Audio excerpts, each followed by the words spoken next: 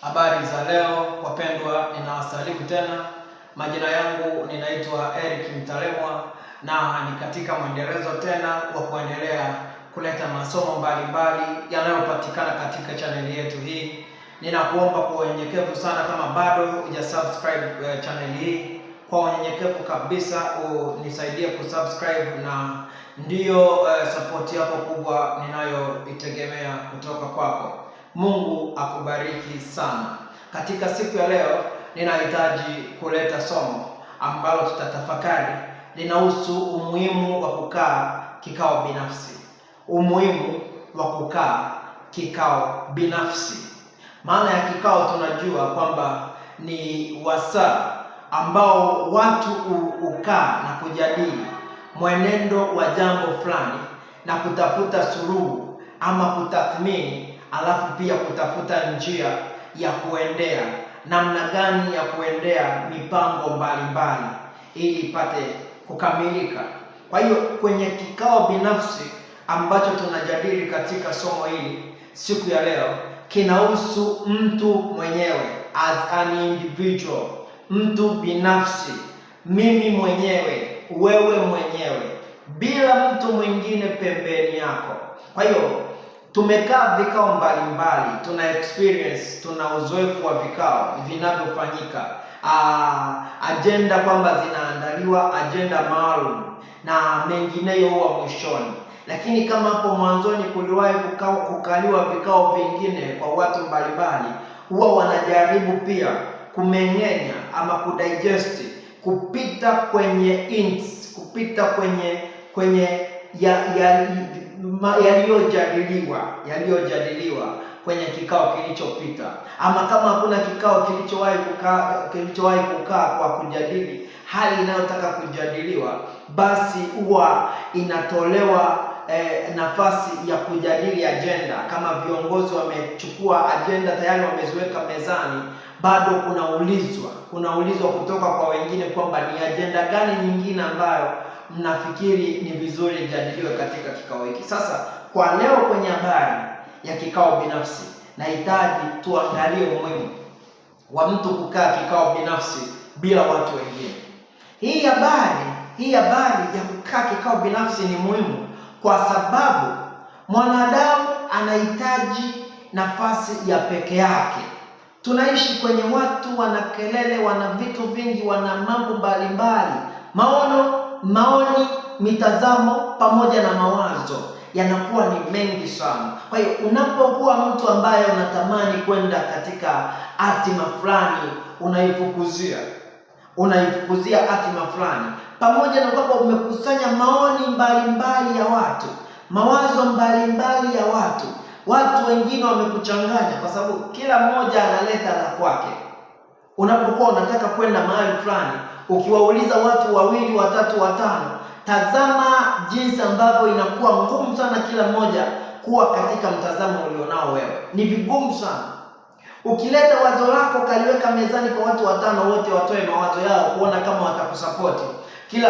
Wanaweza katokea mtu mmoja au wawili ndio wanakuambia okay, unaweza kujaribu kufanya kitu unachofikiri kufanya.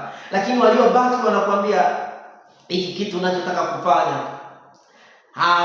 mwingine anakuambia mimi sioni kama kuna faida yoyote kwenye hili. Kwa hiyo wengi sana waga wanatazama faida za hapa karibu. Ndio maana ni rahisi sana kukwambia hichi kitu unachotaka kufanya sio sahihi, ama hili wazo ulionalo sio wazo sahihi. Kwa hiyo kukaa kikao binafsi kwanza kabisa ni muhimu kwa sababu inakupa wewe mwenyewe kujikumbuka, kwa sababu tunajisahau katika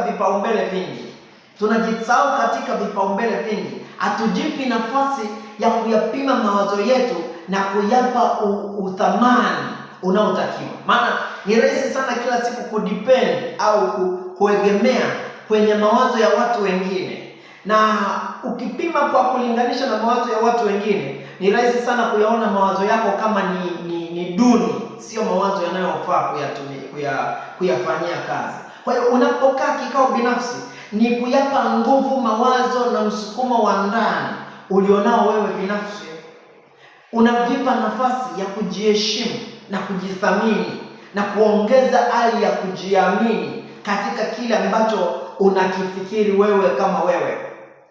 Kwa sababu mawazo yako unaweza ukayatoa kwa mtu mwingine akayafanyia kazi na yakamtajirisha, yakamfanikisha, akawa mtu mwingine, akawa mtu tofauti, akafanikiwa. Lakini hayo mawazo yenyewe ambayo unampa mtu mwingine anafanikiwa, wewe kwako yanaonekana ya kawaida sana, unayadharau.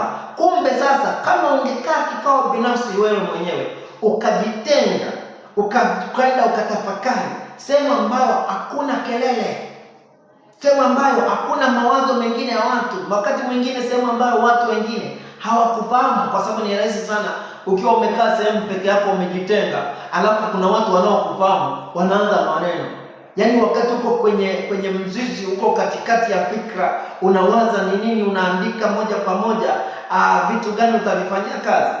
Mtu anakurushia neno, anakwambia leo vipi, umepatwa na nini, mbona kama uko na mawazo. Yaani wanajaribu kukurushia maneno ambayo wakati mwingine anaweza kukuhamisha kutoka kwenye kikao. Sasa kikao kiheshimiwe. Unapokaa kikao binafsi, hakikisha unatafuta mazingira ambayo hayana mwingiliano wa watu wengi, hasa wanaokufahamu. Kwa sababu watu wasiokufahamu sio rahisi kukupaparukia na kukushobokea, kuanza kuongea maneno tofauti na kile ambacho unakifikiri wewe. Ukikaa sehemu ambayo ni tengefu, imejitenga, ni rahisi sana kupata mtiririko wa kikao chako, na hakikisha kikao chako kinaheshimiwa kama unavyoheshimu vikao vingine.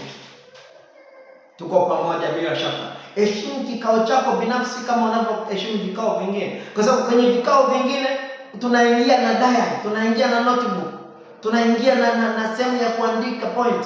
Sasa unapoenda kwenye kikao chako wewe binafsi, usiende tu kwamba basi mimi naenda kutafakari tu na kumaliza. Hapo utakuwa umeingia kwenye mawazo, utaingia katika depression ya kujiletea mawazo na msongo wa mawazo. Lakini ukiwa na kalamu uweze kuandika vitu negative.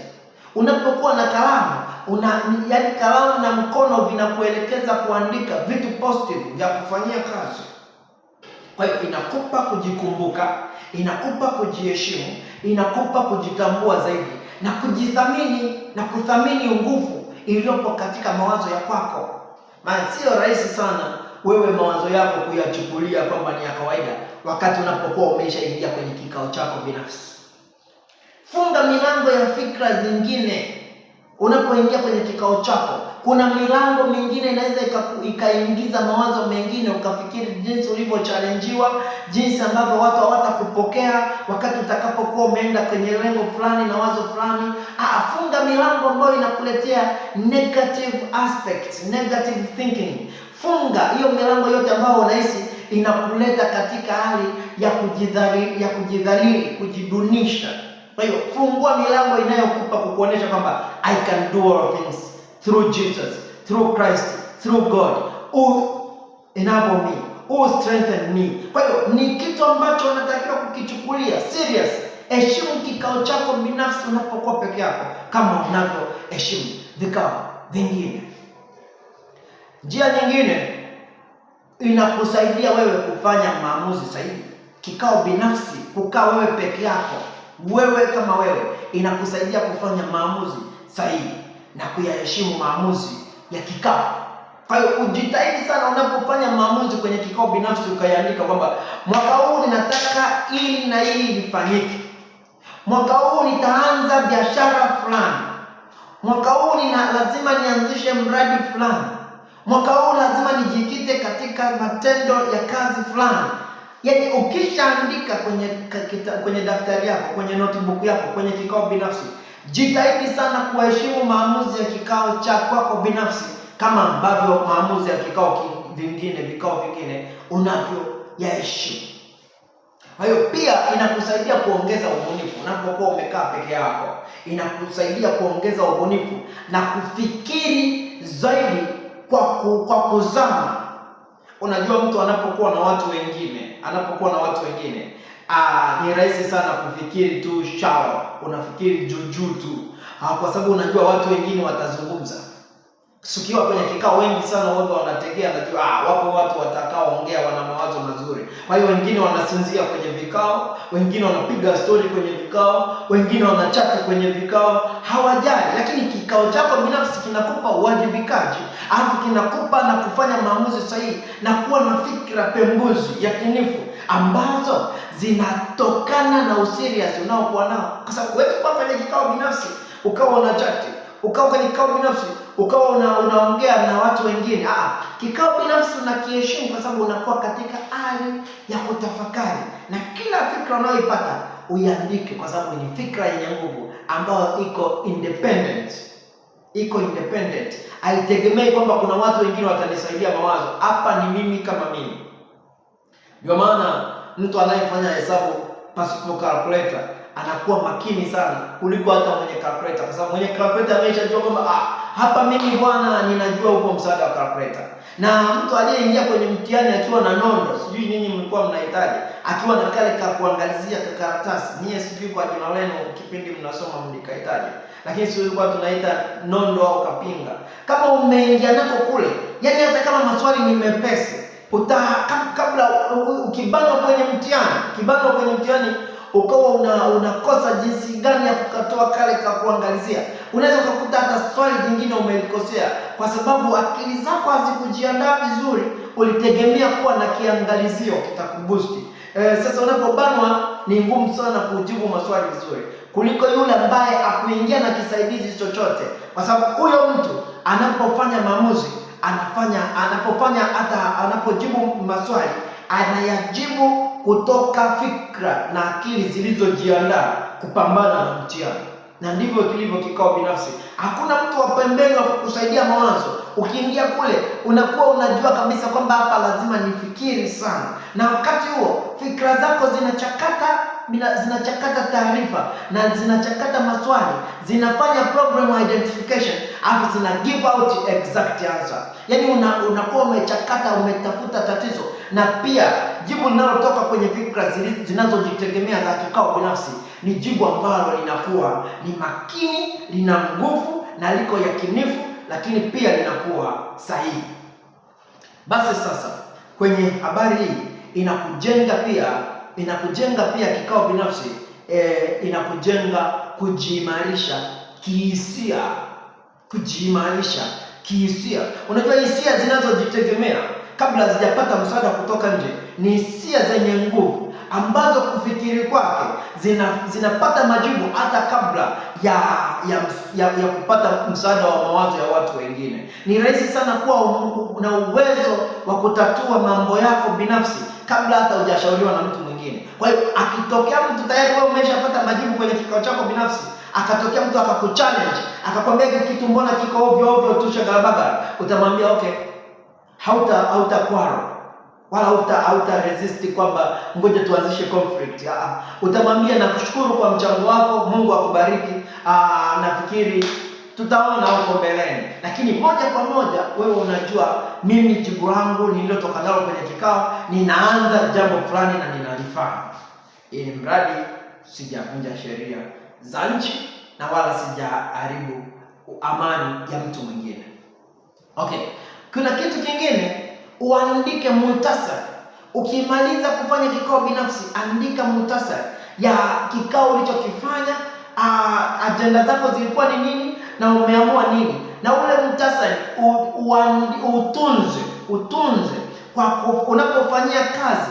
Unachukua kalamu, unasaisha kwamba hapa ili wazo nililoamua kwenye kikao fulani nimelitiki kwa sababu tayari limefanikiwa. Kwa hiyo usije ukafanya kikao kingine kinachofuata bila kupitia ama kurejea kwenye muhtasari wa kikao kilichopita. Ndipo unaweza ukawa na mwendelezo mzuri wa kuwa na kikao binafsi na kujitegemea kimawazo. Mungu yuko pamoja na wewe. Ukishamaliza kuomba, kuna mawazo yanatoka mbinguni kwa yule Mungu aliyekuumba. Kwa maana yeye alikuumba ukiwa mtu ambaye umekamilika katika yeye. Labda pasipo Mungu you are not perfect, lakini with God you are perfect. Unaweza ukafanya kitu chochote ukiwa unajua Mungu yuko pamoja nami na ninapata divine provision of power from above, kutoka mbinguni. Sasa pia unapokuwa umeanza utekelezaji katika mambo uliyotoka nayo kimaamuzi kwenye kikao binafsi, jipe maksi za uwajibikaji jinsi ulivyofanikisha mambo uliyokuwa umejiwekea, na yale ambayo kutendea vizuri jipe maksi ili uweze kufanya personal evaluation kwa ajili ya kuendea hatua zingine zinazofuata kwenye utekelezaji wa kile unachokiendea. Kwa hiyo tunaona ni swala la kibiblia kabisa kukaa kikao binafsi, kwa sababu sio swala linatoka tu from nowhere, na sio swala la kubuni tu. Sio ukasema Mtalemwa umebuni leo soma. Hapana, Bwana Yesu anatuonesha mfano wa kikao binafsi, maana yeye alikuwa tayari amekwisha kubatizwa katika Yordani. Utaipata hata katika ile Luka sura ya 4. Baada ya kuwa amebatizwa katika Yordani, kabla hajaenda kuanza kazi, maana angekuwa mtu mwingine angesema sasa nimeshabatizwa, Roho Mtakatifu ameshajidhihirisha na Baba wa mbinguni ameshasema kwamba huyu ndiye mwanangu mpendwa niliyependezwa naye, kwa hiyo naweza nikaelekea kwenye huduma. Hakufanya hivyo Bwana Yesu. Hakwenda kwenye utekelezaji mpaka alipoenda kwenye kikao binafsi cha siku 40, ambapo aliona kwamba vyakula, vinywaji, starehe za huko mjini, kelele za huko mjini zitamletea frustration, zitamchanganya. Akajitenga, akapanda kuelekea jangwani, na huko jangwani ili atafakari, afunge, aongee na Baba yake aliyemtuma akaja katika mwili, na katika hiyo akawa na mpangilio wa miaka atakayokaa akifanya huduma. Kwa hiyo kile kilikuwa sio kufunga tu, sio kuomba tu, kilikuwa ni kikao binafsi.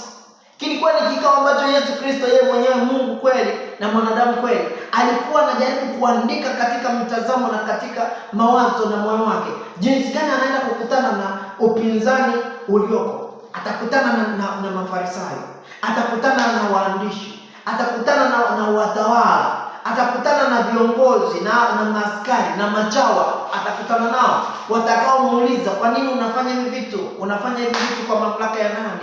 Atakutana na challenge mbalimbali. Kwa hiyo alienda kukaa kikao, hapa ninakwenda kujibu namna gani? Hawa watu nitaenda nao mpaka wapi? Na siku ninapokwenda kukamatwa mpaka kusulubiwa nitasimama namna gani ili nipate kutekeleza, ili mpaka nifikie lile lengo nililotumwa na Baba yangu kuja kufanya ili kuokoa wanadamu. Kwa hiyo Bwana Yesu alipanda jangwani akafunga. Na kwenye kufunga kule, shetani alimfuata kumjaribu. Alienda kumjaribu kwa sababu alijua ni nini nguvu ya kikao binafsi ambacho kimeambatana na maombi. Alijua nguvu iliyoko pale sio nguvu ya kawaida. Alijua kitakachoamuliwa kwenye kikao cha Yesu cha siku 40 kitaangusha ufalme wa kwangu. Angalia nguvu ya kukaa kikao binafsi. Shetani alijua Yesu Kristo anakaa katika hali ya upekee, anatafakari kwa kina, kwa sababu amejaribu kushata activities zingine, vitu vingine vya kuwaza chakula, vya kuwaza kuemea, vya kuwaza leo bata wapi, leo sherehe iko wapi, kadi za harusi sijui zimeletewa ngapi, sijui leo kuna tukio gani, twende tukaangalie wasanii ama twende tukakusanyike safari. Hivi vitu vyote alivishut down, alivifunga, akaenda kujitenga. Na kwenye kujitenga, wazo linalotoka kwenye kujitenga sio jambo la kawaida. Wapendwa, tumsifu Yesu Kristo. Musa wakati anaenda kupewa amri zile 10, sheria ambazo zinatuongoza mpaka leo na zinaongoza mataifa na sheria za kimataifa, amri 10 za Mungu, akuzipata katikati ya kelele na makutano ya wana wa Israeli. Mungu alimwambia jitenge, panda mlimani, jitenge, njoo kwenye kikao binafsi, nikuelekeze, nikushushie mawazo kutoka mbinguni, nikupe maarifa sasa. Na ndio maana neno linasema kumcha Mungu ni chanzo cha maarifa. Kumcha Mungu ni kujitenga na uovu, ni kujitenga na kelele, ni kujitenga na vitu vingi vinavyowavuta wanadamu kufuata mkumbo. Unapokuwa kwenye kufuata mkumbo, utakuwa na mawazo hasi, utakuwa na mawazo regular, mawazo mepesi, maraini, sio genuine, sio original. Utakuwa na mawazo mchanganyiko. Lakini unapojitenga na mambo kadhaa kwenye maisha, ama Mungu ameamua kukutenga na anasa, amekunyima starehe, unakuwa na mawazo mazuri sana. Na ndio maana nikwambie ukweli, Mungu akitaka kukupa mawazo mazuri, kukufanya kuwa kiumbe wa tofauti na wa pekee, unayegusa dunia na unaogusa jamii za watu huku duniani, anakupitisha katika moto na katika majaribu. Kwa nini? Ili akutenge na baadhi ya matakwa ya wanadamu, akutenge na jamii za kawaida za wanadamu. Anakunyima pesa, marafiki zako wote wanasambaa. Anakunyima cheo, marafiki zako wote wanasambaa. Watu wote wanakutenga, watu wote wanakukataa. Huna watu wa kukupigia simu, huna watu wa kukujulia hali, huna watu wa kukutembelea. Hapo sasa ndipo na ninasema ndipo Mungu anapoachilia wazo lake, kwa sababu kama angekuachilia wazo, angekuachilia katikati ya mikono ya watu ambao wako karibu na wewe, kwa sababu una pesa ama kwa sababu una material things, watu wamekuzunguka. Si rahisi kusikia sauti ya Mungu. Utasikiliza sauti za rafiki zako kwa sababu ndio waliokuzunguka nyakati zote. Lakini wakati ambapo vitu vyote vimeisha, hauna kitu, uko katika mazingira magumu, una rafiki, watu wote wamekutenga, hapo ndipo Mungu anasema okay, sasa upo katika wakati mzuri wa kureceive message zangu. Uko katika wakati mzuri wa kupokea ninachotaka ukipokee. Ndio maana Musa aliambiwa panda mlimani. Hizi amri za Mungu ni za miaka na miaka mpaka dunia inaisha. Zitaingia kwenye sheria za kimataifa. Sasa kwa sababu nataka kukupa wewe, utakaa katika hawa watu. Ninakutoa. Panda, njoo. Musa akapanda. Siku 40 za kwanza akakaa kule, anafunga usiku na mchana. Maana usiwe na vitu vinavyokukeep busy kama vya Martha alipokuwa akihangaika kuandaa vyakula, anaandaa vyakula. Sababu hata vitu vya mwilini vinaweza vikatufanya tusisikie sauti ya Mungu. Maana Musa akafunga, Bwana Yesu akafunga, wakatengwa ili wapokee mawazo, wapokee maarifa. Wapendwa, niwaambie, kuna maana kubwa Mungu anapokuambia funga.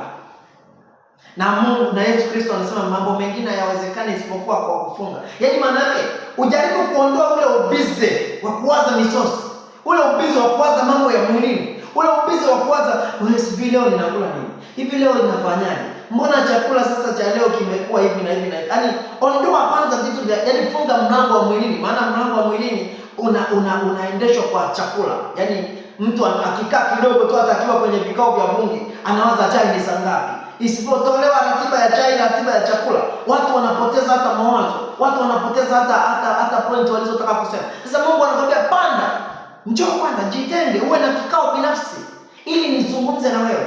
Sasa unapokuja kwenye kikao, hiki kikao hakina maji, hakina soda. Hiki ni kikao kinahitaji ufunge. Hiki kikao hakina wali, hakina watermelon, hakina sijui mboga, hakina hata pilau, sijui ndizi, sijui vitu gani. Hiki kikao njoo kama ulivyo. Na ukifika kwangu, hebu nyamaza, ukae, utulie, nikusemeshe. Sasa Mungu ndivyo anavyotuhitaji. Na wewe jiwekee utaratibu wa kuwa na kikao binafsi. Na mimi nakushauri kikao chako binafsi usikifanye tu kwenye jangwa porini bila neno la Mungu, bila ratiba ya kumtafakari Mungu.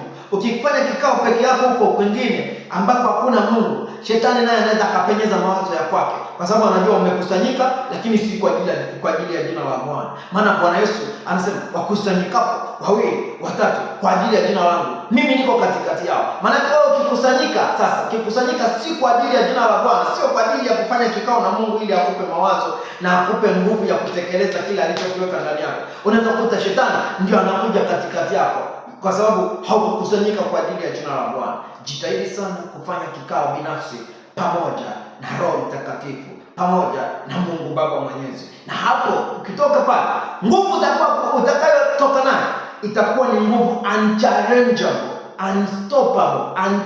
Maana yake hata kama mtu akijaribu kukuchallenge, nguvu hawezi kupata, kwa sababu imani yako na mawazo yako yamejengwa juu ya mwamba. Upepo na dhoruba haviwezi kuitikisa. Utakuwa mtu compact, utakuwa mtu tough, utakuwa mtu strong, utakuwa mtu genius.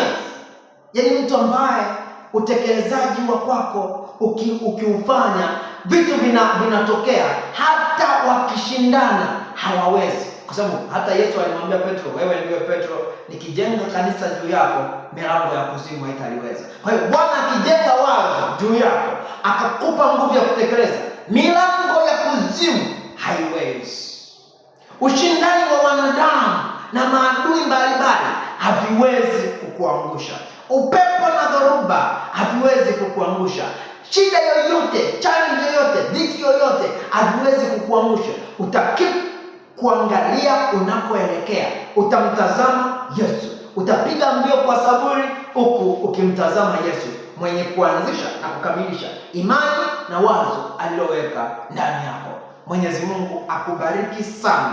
Utaratibu na desturi zetu sisi tunaomwamini Kristo Yesu ni kuwa na kikao binafsi, lakini pamoja na Mungu, pamoja na Kristo, pamoja na Roho wa Bwana, ili atupe mawazo original, mawazo mazuri ya kufanyia utekelezaji, ili ulimwengu wote upate kujua sisi tumezaliwa na Kristo na nguvu yetu tunaipata kutoka kwa Mungu. Mamlaka yetu ya kutenda, mamlaka yetu ya kutekeleza yatoka kwa Mungu, na ndipo ulimwengu utapata kumjua yeye aliye wa kwanza na wa mwisho, Alfa na Omega, na miujiza ipate kutendeka na watu wakapokea kile ambacho Mungu anahitaji kupokea.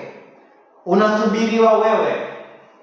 Hakuna mwingine anayesubiriwa kubadilisha dunia, kugusa ulimwengu, kugusa maisha ya watu isipokuwa wewe. Na ninaomba utaje wewe mwenyewe, useme mimi, na mimi najitaja, mimi Eric ndiye ninayesubiriwa kwa kizazi cha sasa, ndiye ninayesubiriwa kwa wakati huu, kugusa dunia, kubadilisha maisha ya watu, kumtangaza Yesu Kristo na kubadilisha hali iliyopo ya shetani aliyekuwa amekwisha kujitwalia. Anataka kurejesha mamlaka wakati uwezo huo ana. Yesu Kristo alikufa akafufuka, ameshinda kifo na mauti, na wote wanaomwamini ufalme wa Mungu ni wa kwao, na ufalme wa Mungu unatekwa na wenye nguvu, na sisi tu miongoni mwao. Tukikaa kikao binafsi pamoja na Yesu Kristo, atatupa fikra zilizo njema, yakinifu, na kutufikisha katika lengo la kuteka ufalme.